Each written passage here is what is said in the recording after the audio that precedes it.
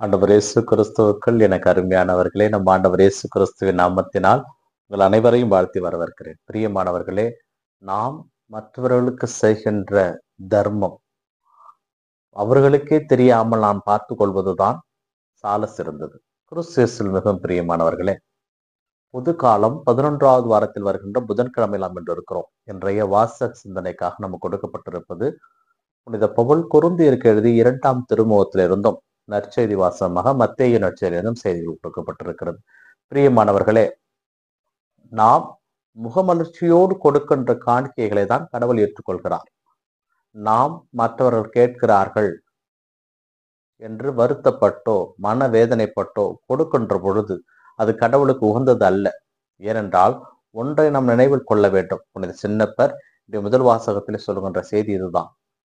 கடவுள் நமக்கு நிறைவாக கொடுக்கிறார். நாம் செய்கின்ற எல்லா செயல்பாடுகளிலும் அவருடைய உறுதுணை இருக்கிறது. நாம் போடுகின்ற நிலத்திலே நாம் செய்கின்ற விளைச்சலிலே அவருடைய பங்கு அதிகமானது. அவர் நமக்கு அதை கொடுக்கிறார். அதை நாம் பெற்றுக்கொள்கிறோம். அதிலிருந்து மன நிறைவோடு முகமலர்ச்சியோடு கொடுக்கின்ற பொழுது கடவுள் அதை ஏற்றுக்கொள்கிறார் என்கின்ற முதல் வாசகத்தின் வழியாக புனித செல்லப்பர் சொல்கிறார். நாம் மற்றவர்களுக்கு கொடுக்கின்ற பொழுது முகமலர்ச்சியோடு கொடுக்க வேண்டும். வேண்டா வெறுப்போடு கட்டாயத்தினாலோ கொடுக்க வேண்டாம். அது கடவுளுக்கு உகந்ததல்ல என்கின்றார். இன்றைய நற்செய்தி வாசகம் அதான் சொல்லுகிறது.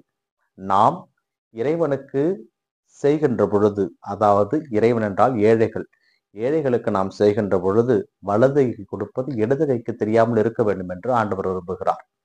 இன்றைய காலகட்டத்திலே செல்ஃபி கலாச்சாரம் இருக்கிறது. செல்ஃபி கலாச்சாரம், இடது கையிலே கொடுத்து விட்டு வலது கையிலே போட்டோ எடுக்கிறார்கள். இந்த நிலை மாற வேண்டும். ஏனென்றால் நீங்கள் செய்கின்ற தர்மம் உங்களுக்கே தெரியாமல் இருக்க வேண்டும் என்றுதான் ஆசைப்படுகிறார்கள். ஏனென்றால் நீங்கள் கடவுளை வணங்குகின்ற பொழுது வெளிவேடக்காரரை போல இருக்க வேண்டாம். நீங்கள் செய்வது ஊருக்கே தெரிய வேண்டும் என்று தம்பட்டம் அடித்துக் கொள்ள வேண்டாம். ஏனென்றால் நீங்கள் செய்கின்ற தவறு யாருக்கும் தெரியக்கூடாது என்று மூடி மறைக்கின்ற பொழுது நீங்கள் செய்கின்ற தர்மம் மட்டும் மற்றவருக்கு தெரிய வேண்டும் என்று நினைப்பது அது எவ்வளவு அபத்தம் என்பதை நாம் புரிந்து கொள்ள வேண்டும். இந்த உலகிலே நன்மையும் தீமையும் நம்மால் அன்றி வேறு யாராலும் செய்ய முடியாது. நன்மை செய்தாலும் அதற்கு நானே உடந்தை, தீமை செய்தாலும் அதற்கு நானே உடந்தை. எல்லாமே என்னால் நிகழ்கிறது. அதனால் இரண்டுமே இறைவன் நமக்கு கொடுத்ததை நாம் மற்றொரு கொடுக்கின்றோம், அவ்வளவுதான்.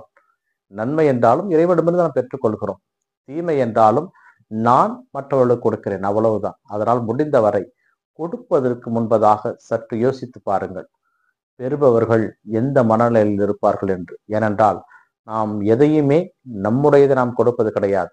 நம் தேவை போக மீதம் இருப்பது அது நமக்கு சொந்தமானது அல்ல.